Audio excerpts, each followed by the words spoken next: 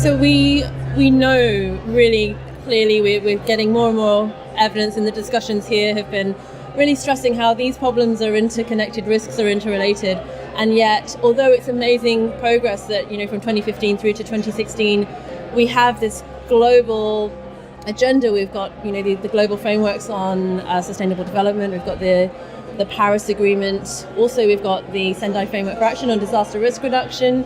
And it's not really a framework, but the World Humanitarian Summit was also a really significant milestone in 2016 to kind of revise how we do humanitarian aid, to try and shift it from response to prevention. So I think that's also a really important process to throw into this mix. However, we're talking about these risks of climate change, conflict, disasters being interlinked, and yet these frameworks are not interlinked. And so all of our action ultimately is falling under these frameworks within the development, peace building and humanitarian world, at least. So our challenge is to work across the goals within the SDGs, so working not just kind of under the goals as silos for programming and policy, but across the goals, but it's also across the frameworks. And that's a really critical challenge if we are to promote integrated policies and programs under this global framework that we find ourselves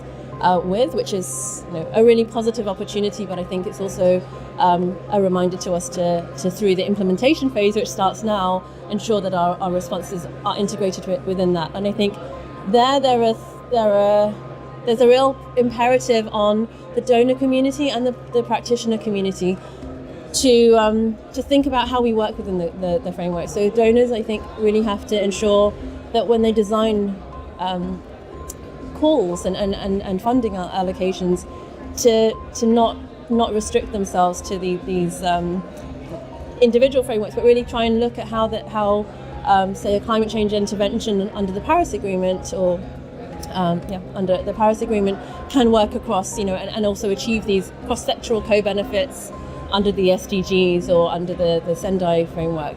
But also within the practitioner community, really look at how we can achieve those cross-sector co-benefits, those double dividends.